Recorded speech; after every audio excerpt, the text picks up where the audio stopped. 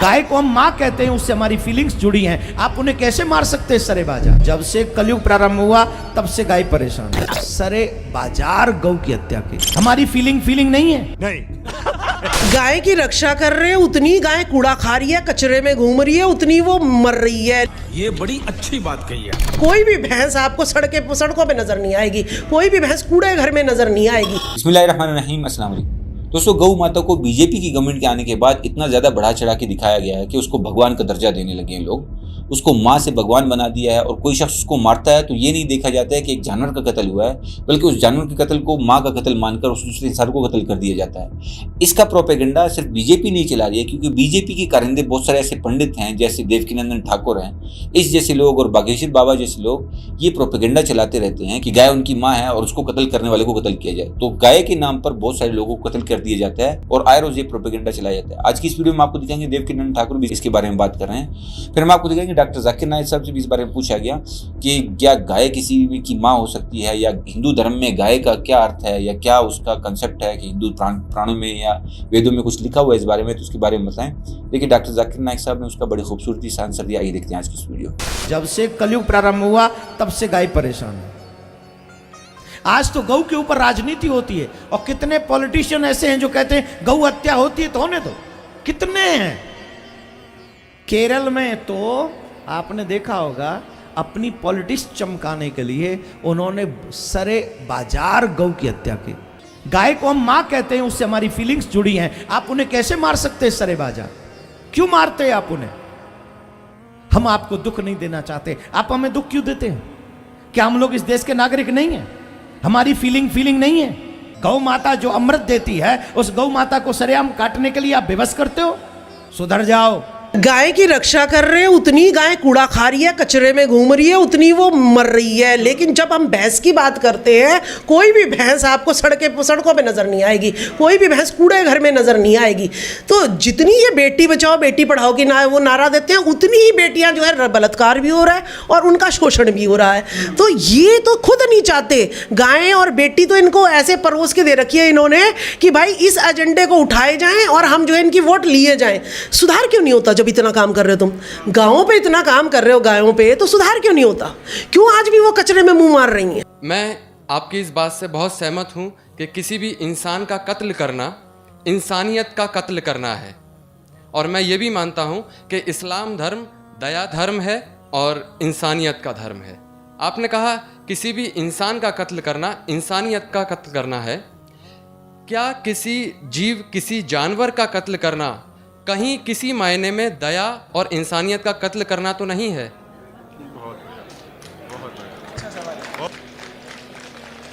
भाई साहब ने बहुत अच्छा सवाल किया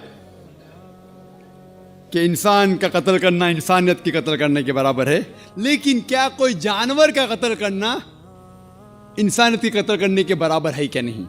और ये सवालात आप अगर पढ़ेंगे तो गलत फहमिया के नंबर 6 नंबर आता है गलत फहमिया में, कि लोग एतराज़ करते हैं कि इस्लाम क्यों जानवर खाने की इजाज़त देता है, मांस खाने की इजाज़त क्यों देता है। कई गैर मुस्लिम एतराज़ करते कि इस्लाम एक बहुत जल्लाद रिलीजन है। भाई साहब नहीं कह रहे, लेकिन बाकी लोग कहते कि एकदम मर्सीलेस रिलीजन है, धर्म में जो जानवर का कत्ल करने के लिए कहता है।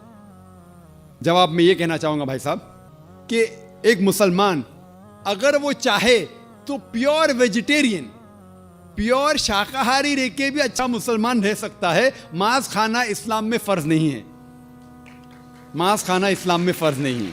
वो एक अच्छा मुसलमान रह सकता है शुद्ध शाकाहारी होके भी।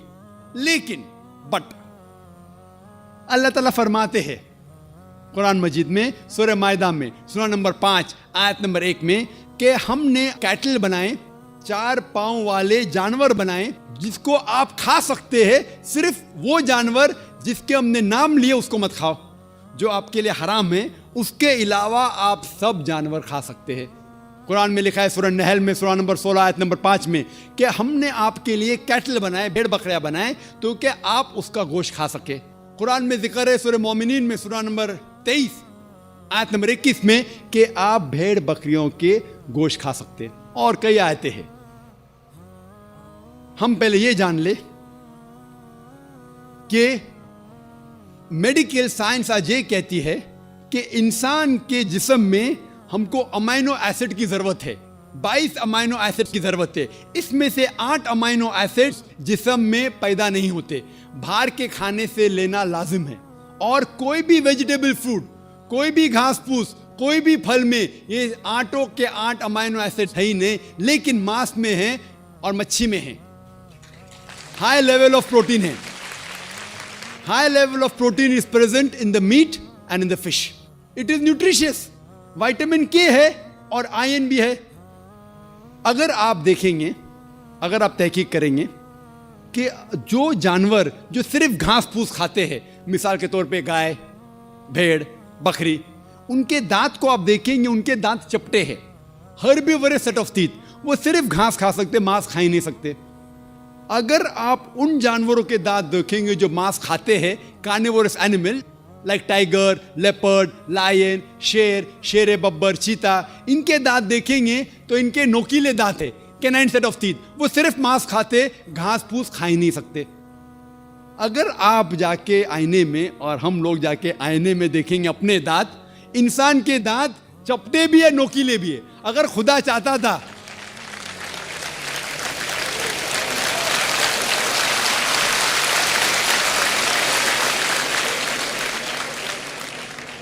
अगर खुदा की ये इच्छा थी कि इंसान सिर्फ घास फूस खाए, तो ये नोकीले दांत, कैनाइन टीथ क्यों दिए? तो मैं डॉक्टर हूं, मांस खाने के लिए। डाइजेस्टिव सिस्टम जो है हर्बीवोरस एनिमल का, गाय, बकरी का डाइजेस्टिव सिस्टम, वो सिर्फ घास फूस डाइजेस्ट कर सकता है, हजम कर सकता है, गोश्त को हजम कर ही नहीं सकता है। आप अगर शेर, चीता, शेर बब्बर का डाइजेस्टिव सिस्टम देखेंगे, वो घास फूस हजम कर ही नहीं सकता है, सिर्फ गोश्त हजम कर सकता है। हम इंसानों का डाइजेस्टिव सिस्टम अल्लाह सुब्हाना व तआला ने इस तरीके से बनाया कि घास फूस भी हजम कर सकता है, गोश्त भी। तो हम घास फूस भी खा सकते हैं, गोश्त भी खा सकते हैं। और आप देखेंगे कि बहुत से लोगों को गलत फहमी है कि हिंदू मजहब में, हिंदू धर्म में गोश्त खाना हराम है। ये बिल्कुल गलत फहमी है। अगर आप पढ़ेंगे हिंदू धर्म की किताब, हिंदू धर्म की किताब पढ़ेंगे, मनुस्मृति अध्याय नंबर 5 श्लोका नंबर 30, उसमें लिखा हुआ है कि भगवान ने, खुदा ने कुछ जानवर को खाने के लिए बनाया है और कुछ जानवर को खा जाने के लिए। Some animals they have created to eat and some to be eaten. कुछ खाने के लिए और कुछ खा जाने के लिए। अगर आप उन जानवरों को खाते हैं जो खुदा ने खाने के लिए बनाया है, तो आप कोई गुनाह नहीं करते। मनुस्मृति अध्याय 5 श्लोक का नंबर 30। आगे आप पढ़ेंगे मनुस्मृति अध्याय 5 श्लोक का नंबर 31 में लिखा हुआ है कि अगर आप जानवर का कत्ल करते हैं पूजा के लिए, तो आप कोई गुनाह नहीं कर रहे। आगे पढ़ेंगे मनुस्मृति अध्याय नंबर 5 श्लोका नंबर 39 और 40, उसमें लिखा हुआ है कि खुदा ने सैक्रिफिस्ड एनिमल बनाया है, मतलब खुसूसन कुछ जानवर बनाया है तो कि सैक्रिफाइस की जाए और उसको खा सके। अगर आप उस जानवर का कत्ल करते हैं सैक्रिफाइस के लिए और खाते हैं जो अल्लाह ताला ने, भगवान ने बनाया है, तो आप कोई गुनाह नहीं करते। ऋग्वेद में है कि आप खा सकते हैं। ऋग्वेद में यह भी लिखा है कि आप भैंस खा सकते हैं, आप गाय खा सकते हैं। कितने श्लोक के मैं हवाला दे सकता हूं। अगर आप पढ़ेंगे महाभारत, देखो ऋग्वेद तो बहुत कम हिंदू लोग ने पढ़ा है, लेकिन महाभारत तो आप जानते होंगे, सुना होगा। महाभारत पढ़ेंगे अनुशासन पर्व चैप्टर नंबर 88, उसमें जो पांडव के सबसे बड़े भाई युधिष्ठिर, वो भीष्म से कहते हैं कि हम यज्ञ में, पूजा में क्या चीज देना चाहिए ताकि हमारे बाप दादा, हमारे पुरखों को सहूलत हो, आराम मिले, उन्हें पीस, अमन मिले, दे विल बी सेटिस्फाइड। तो भीष्म कहते हैं कि यज्ञ में, पूजा में अगर आप वेजिटेबल्स देंगे, घास फूस, फल, चावल देंगे, तो हमारे बाप दादा, हमारे पुरखों 1 महीने तक संतुष्ट रहेंगे। कितने महीने तक? 1 महीने तक। अगर आप मच्छी देंगे तो 2 महीना, अगर गोश्त देंगे तो 3 महीना, खरगोश देंगे तो 4 महीना, बकरी देंगे तो 5 महीना, सूअर देंगे तो 6 महीना, अगर परिंदा देंगे तो 7 महीना, हिरन देंगे तो 8 महीना। ये कंटिन्यू होता है, मेन्यू होता है ना, होटल का मेन्यू, उस तरीके से कंटिन्यू होता है। और आगे लिखा गया है अगर आप भैंस देंगे तो 11 महीना, अगर गाय देंगे तो पूरे 1 साल। कौन कहता है? भीष्म कह रहा है युधिष्ठिर से, महाभारत अनुशासन पर्व चैप्टर नंबर 88। मैं हवाला दे रहा हूं, आप ये नहीं कहना जो जाकिर भाई कुछ भी कह रहा है दिमाग से। मैं हवाला दे रहा हूं, ये आपके किताबों में लिखा हुआ है।